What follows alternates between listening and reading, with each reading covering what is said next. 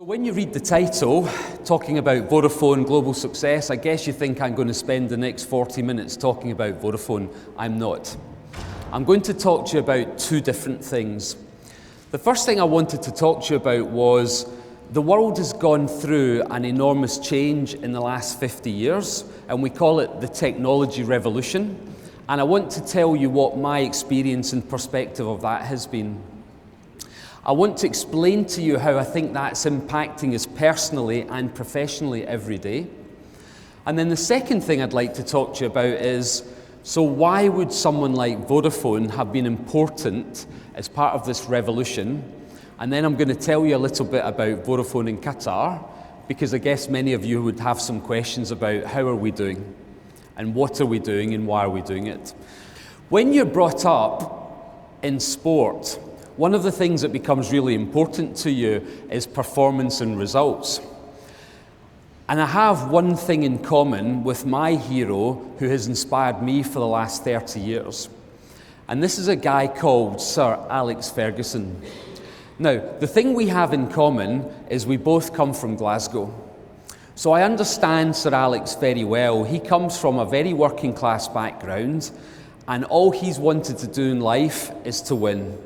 So he's become the single most important and successful football manager of all time. And I've had the opportunity to meet him many times and talk to him. And the inspiration I drew from him was he has this extraordinary confidence about what he wants to achieve. And I wanted to tell you a very quick story about Sir Alex. In 1999, Manchester United were playing against Bayern Munich in Barcelona in the Champions League football final. Manchester United had not won this tournament since 1967.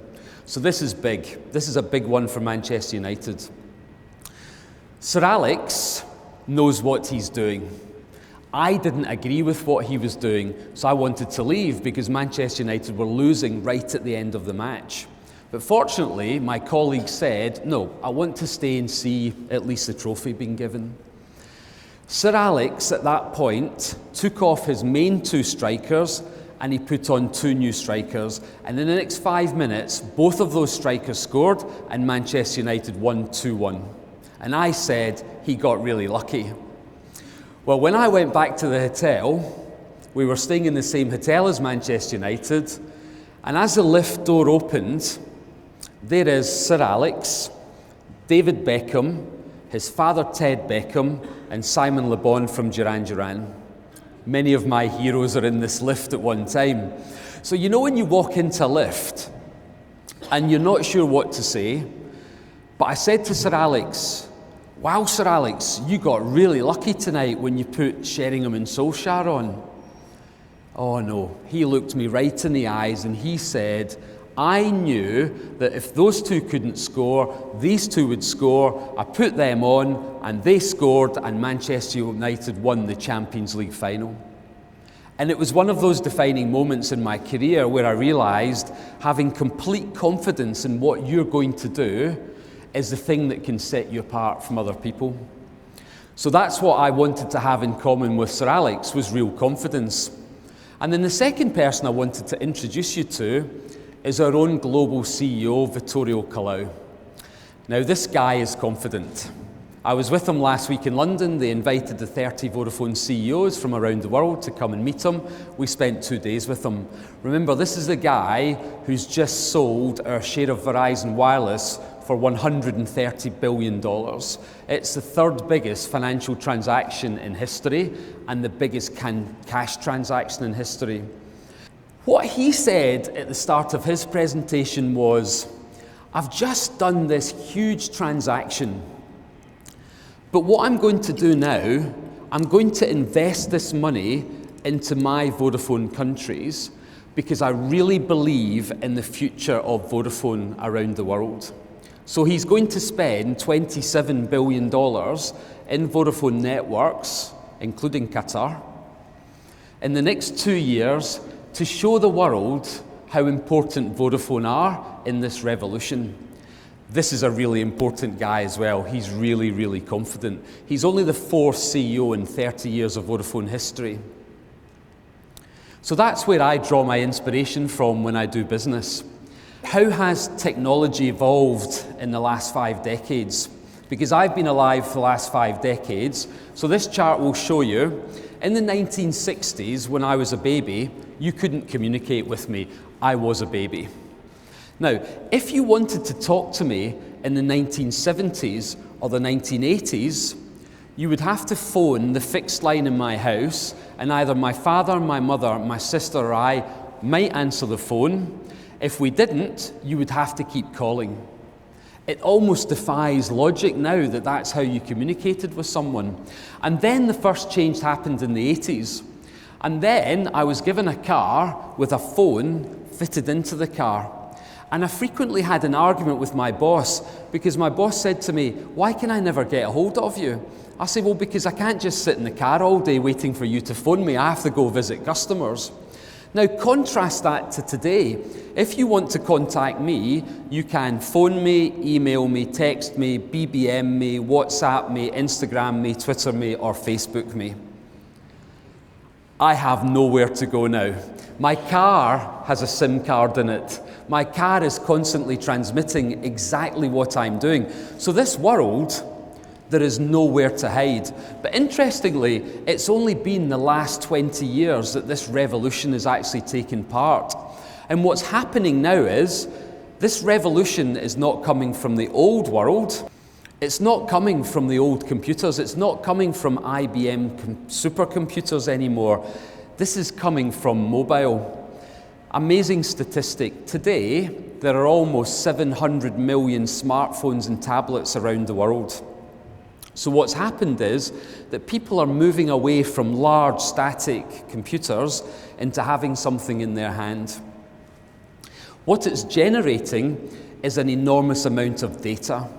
That corporate video is just talking about this enormous amount of data that's being generated all over the world that then can be turned into practical use to help you in business or personally.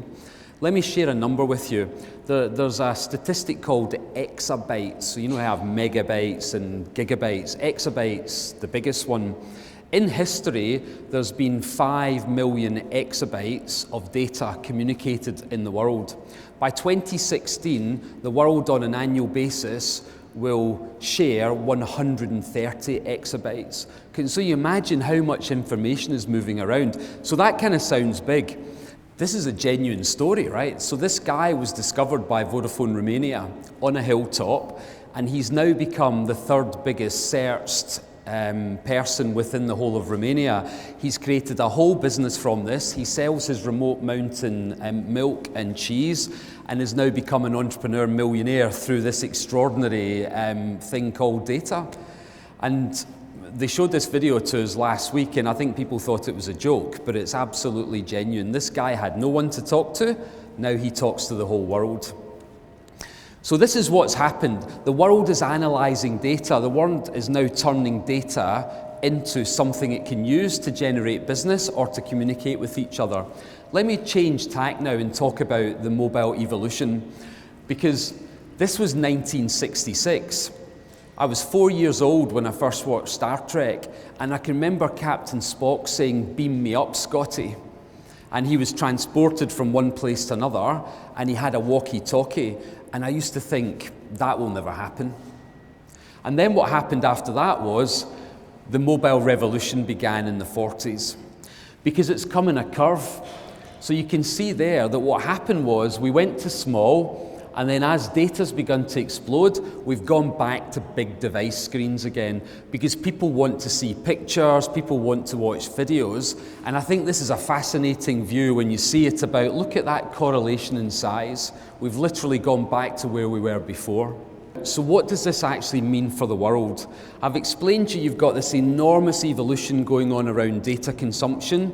You've seen the changing face of the hardware, so we're able to use this much more easily. But what can we actually do with it?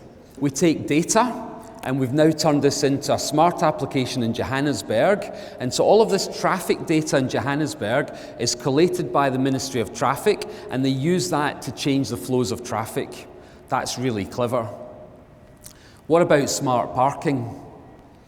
You know, in Qatar, you're going to see some of the world's most amazing developments like Masharib and Lusail, and it's going to be tricky parking. So smart parking recognises your car and your SIM card and helps you, rather than driving round and round and round, to find a proper parking space for you. That's smart. And then the third one is I wanted to show you some case studies about smart cities. No matter where you go in the technology world now, everyone's talking about smart cities. Of course, it's also all about entertainment. It's also about inclusion. There are many people who find it difficult to get access to normal applications. Well, Vodafone, through our foundation, have now developed an accessibility application program, and many developers around the world are helping people with disability to get accessibility to these. So I've told you so far, there's been a revolution. I've told you about the revolution in terms of data explosion, the hardware that's required to support that, and then how do people practically execute that on a day-to-day basis. It's now time for me to answer your question about, well, what's Vodafone got to do with all of this? Now, Vodafone, I believe, are here to do two things.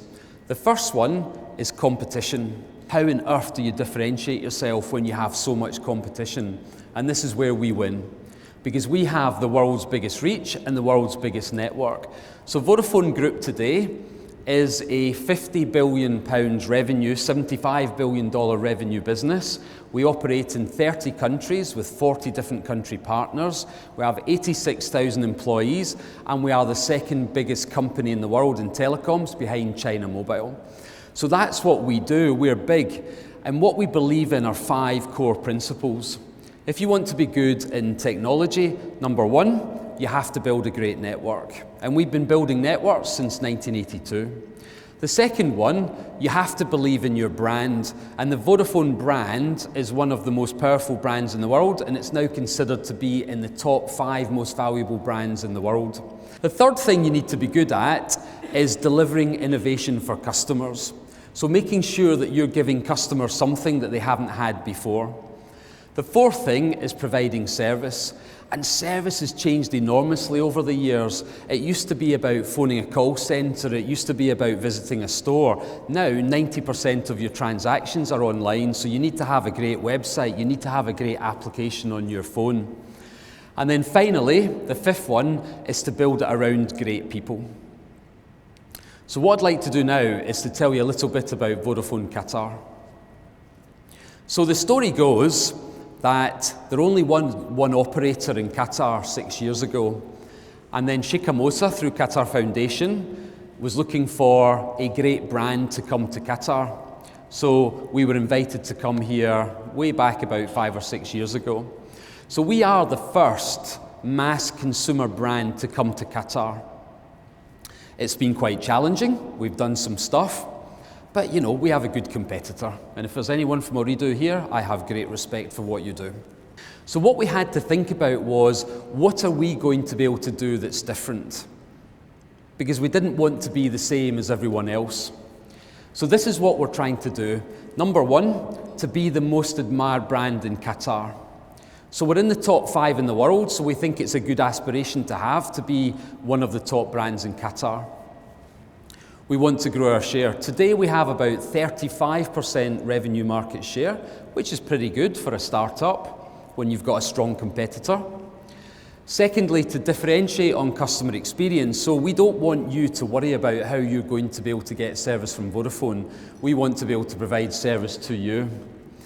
Connect with Qatar. So this morning with the Minister of Heritage and Culture, it's an opportunity for us to explain how a global company with local roots can embrace Arabic culture and try and add value to it. So what we've done this morning is talk about providing a competition to encourage people to write in Arabic about why they love Qatar. The fourth one is to make it a great place to work. Today I have 44 nationalities working in Vodafone Qatar. That's a lot of nationalities to put together into one office. So we work very hard on how do you create that, and we base that around 3 things. We base that around building relationships, providing people with respect, and recognising for what they do. We don't mind where you come from, but we want you to respect the culture and we want you to respect tradition. And then finally, I have an amazing array of shareholders. So let me maybe surprise you by who owns Vodafone Qatar. So Vodafone only own 22.5% of Vodafone in Qatar. 22.5% is owned by Qatar Foundation, so I like to think of myself as a government business.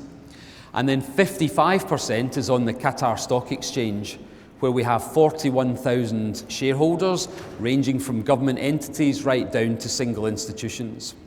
So I have a lot of shareholders, and 4 years ago when we launched on the stock market, we launched at 10 riyals, it immediately went to 7, and it's hovered around 9, but about 6 months ago it started to go up and we're now at 12.